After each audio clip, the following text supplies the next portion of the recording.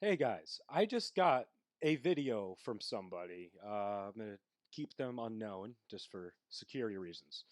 It is about the elephant's foot. If anybody knows what the elephant's foot is, it is Chernobyl.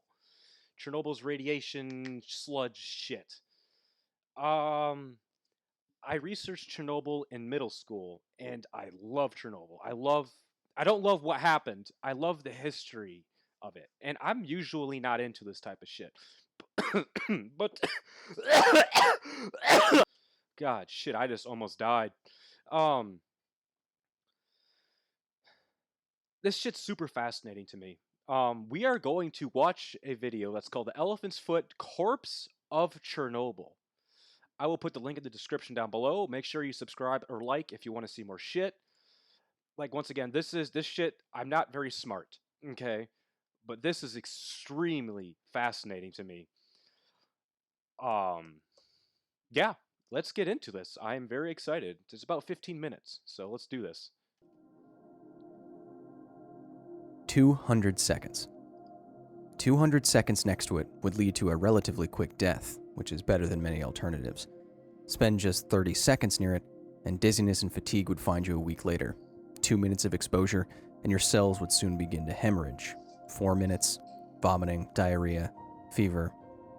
200 seconds in its presence, and you would have just days to live.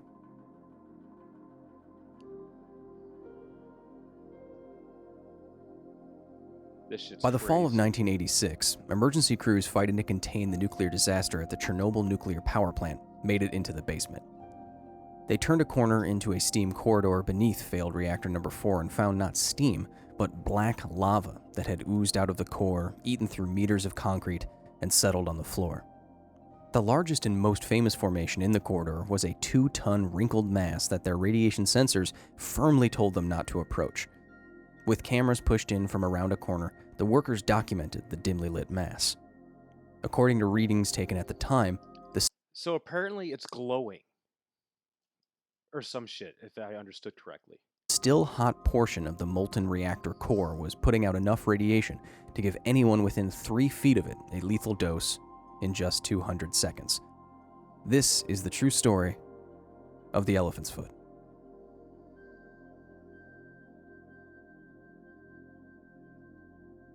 This is During a routine crazy. test on April 26, 1986, reactor number 4 at the Chernobyl nuclear power plant experienced a power surge born of poor reactor design and human error, which triggered an emergency shutdown. The shutdown did not work. The attempt to manage the surge in power and alarming increase in the core's temperature caused an even larger power surge of 12,000%. Control rods that are used to manage core temperature were inserted too late. A gross safety violation. There weren't even enough control rods in the core to begin. So let's take a look here.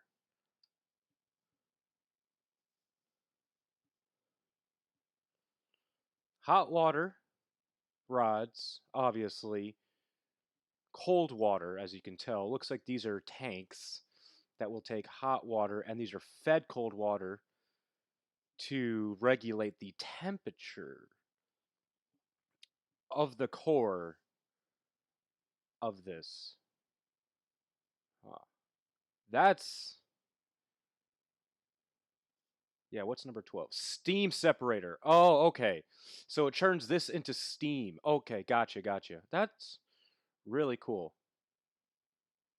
So then there's a sand barrier here. Wow, this is just ridiculous. And this is the upper biological shield, which is 24.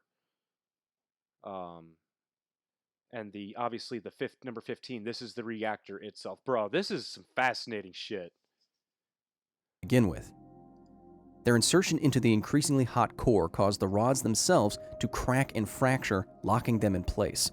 Heat and power output continued to rise until the water that was used to cool the entire reactor began to vaporize, generating massive amounts of pressure.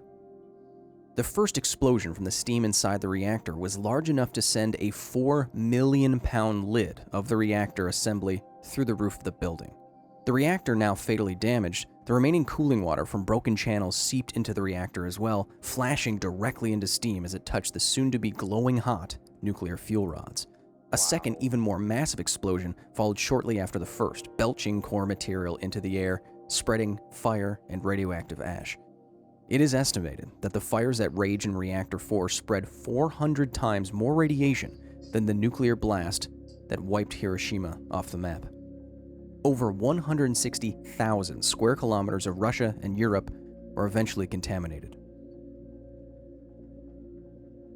With a glowing heart no longer shielded by tons of steel and concrete, the core could no longer be cooled. It began to melt. When you hear about a nuclear reactor melting down, it's not simply illustrative language. Without proper cooling, radioactive materials used as fuel get hotter and hotter due to their close proximity and continuous emission of high-energy particles. Nuclear fuel literally heats itself up until it melts, turning into what is arguably the most dangerous substance on Earth. That's crazy. If you wanted to know what the most dangerous material ever created was, corium would be a good answer. At Chernobyl, the loss of coolant caused a meltdown of the uranium fuel, up to a third of which was scattered into the atmosphere. Estimates vary, but up to 160,000 kilograms of uranium, radioactive in many thousands of degrees, melted and flowed into the bottom of the reactor vessel. 8 days later, the flow had melted through the reactor's lower shield. Oozing through basement pipes, pooling in steam corridors, and eating through 2 meters of steel and concrete, the radioactive lava flow from reactor number 4 eventually cooled enough to solidify in the basement. Thousands of kilograms of molten uranium oxide, sand, metal, silica glass, and other materials, a composite monstrosity dubbed corium.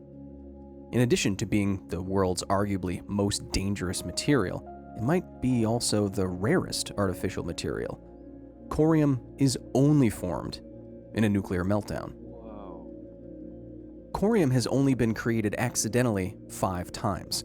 Once in the 3 Mile Island reactor in Pennsylvania in 1979, once at Chernobyl, and 3 separate times during the much more recent Fukushima Daiichi nuclear disaster. Now I say accidentally created because there are scientists and engineers who study corium and create it on purpose. Huh. For example, this is a video of molten uranium oxide, like what would have been found beneath Chernobyl, bubbling and boiling at around 2,000 degrees Celsius at Argonne National Laboratory. Remember, Hot. this heat is self-generated. All by itself, corium can get half as hot as the surface of the sun. Corium is never pure nuclear fuel. Rather, it's a radioactive Frankenstein of fuel rods, fission products, the control rods in the core, concrete from the floor, steel from the surrounding structures, and the chemicals created when blazing uranium reacts. Is this... This looks like... Okay, so it says concrete. They released it here. Is this the shit eating through concrete? From the floor, steel from the surrounding structures, and the chemicals created when blazing uranium reacts with air, water, and steam. Here you can see a simulation of what corium actually does, Corium. easily disintegrating concrete as it escapes confinement. That's crazy. In the dude. lab, corium is still terrifying but controlled and mesmerizing in a way that lava and its destructive capabilities can often be. It's almost beautiful. At Chernobyl, there was no such beauty. After the corium was done flowing, the result was an ominous collection of stalactites, stalagmites, steam valves clogged with hardened radioactive lava, and the large gray mass that would later be dubbed the elephant's foot. The elephant's foot could be the most dangerous piece of waste in the world. That's Of the crazy. 5 accidental corium creations, only Chernobyl's has escaped confinement. Radioactive atoms are unstable atoms. While something like hydrogen is just fine with a nucleus consisting of a single proton, radioactive elements like uranium, the most common isotope of which contains 92 protons and 146 neutrons, are not so happy. Photons, electrons, protons, and neutrons are randomly ejected from the nuclei of these large atoms, transforming them until something like plutonium degrades over time into a stable element like lead. Particles emitted from radioactive atoms are a form of ionizing radiation. That is, they have enough energy to rip apart the atoms and molecules they crash into, changing how they interact with other atoms and molecules, ionizing them. Non-ionizing radiation Bro, Wi-Fi. FM radio AM, power line, static field. Microwaves. Bro, I know microwaves aren't good for you.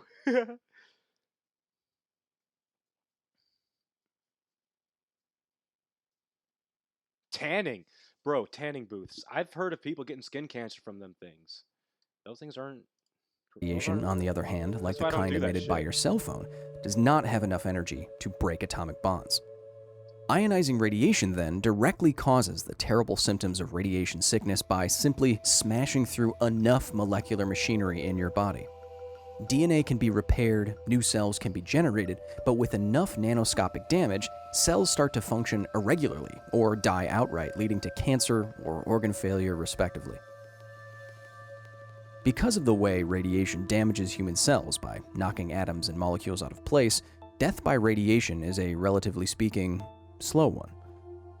Fever, nausea, confusion, cancer, organ failure. Up to a point, over time, treatment does help, but extremely high doses of radiation, like the kind that would be delivered by close contact with the elephant's foot, are always a death sentence. The more radiation released from a mass of atoms, the more dangerous it is. Reports from Chernobyl estimate that immediately after formation, the elephant's foot was emitting nearly 10,000 Röntgens per hour. It only takes about 1/10 of that rate to kill a person. God. A single hour next to the elephant's foot would expose you to the equivalent of over 4.5 million chest x-rays all at once. That's crazy. Shortly after the Chernobyl meltdown, nearly 600,000 workers descended on the site to help contain the escaping radiation. Knowingly or not, many of these workers were making the greatest sacrifice. 134 were hospitalized with acute radiation syndrome. 28 of them died within months following the incident, and current estimates put the total number of deaths from related cancers due to the contamination across Russia and Europe somewhere between 9 and 16,000. Wow.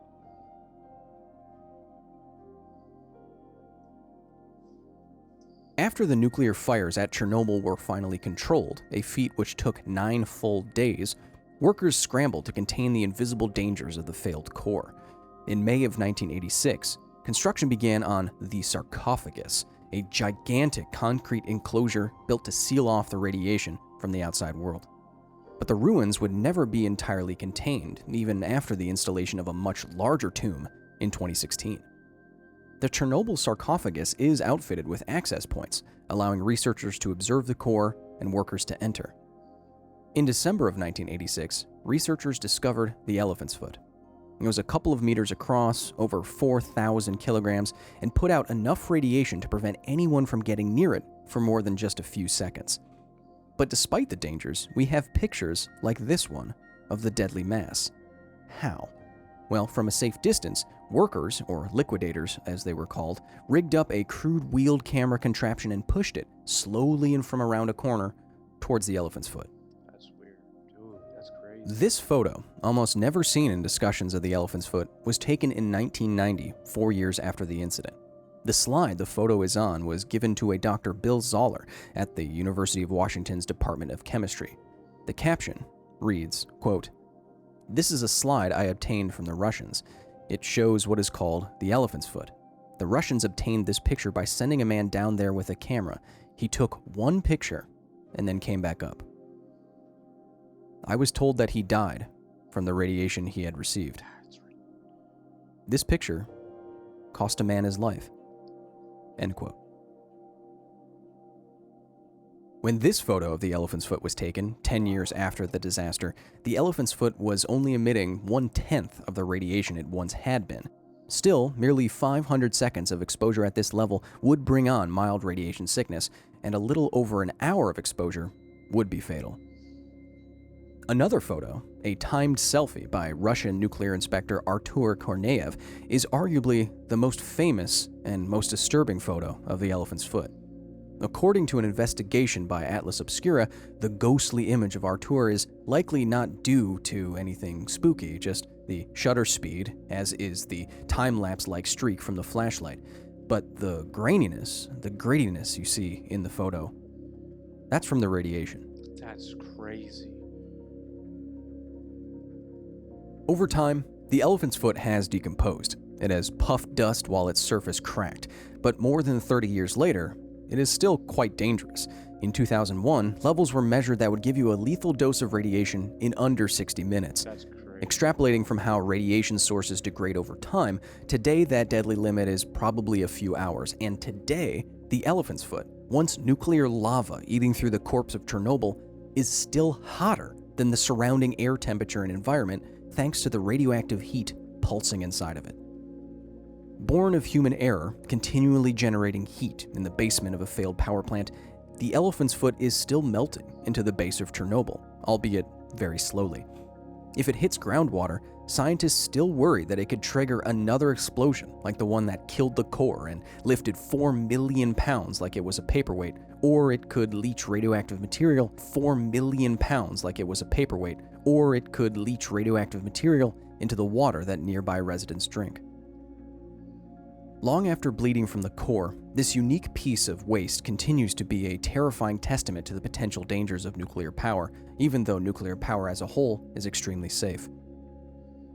Until it is finally removed, if it ever is, the elephant's foot will be there for centuries, sitting in the dark basement of a concrete and steel sarcophagus, a symbol of one of humankind's most powerful tools gone wrong. Until next time. Thank you so much to the very nerdy staff at the facility for their direct and substantial support in the creation of this here video. That was that was crazy. Okay, that was very detailed. I really like that, honestly. That was a good that was really good. I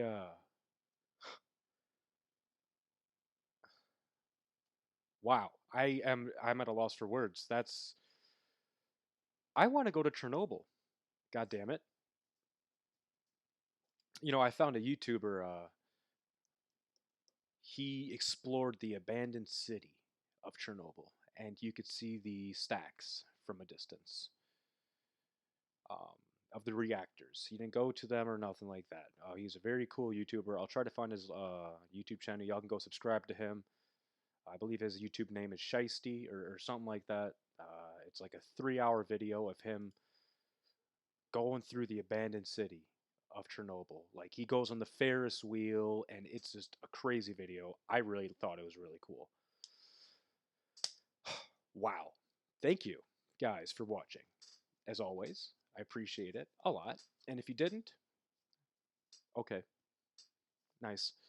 I hope you guys don't go to Chernobyl and die from radiation poisoning, sickness, whatever you want to call it. Until next time, I will see you guys in the next fucking video.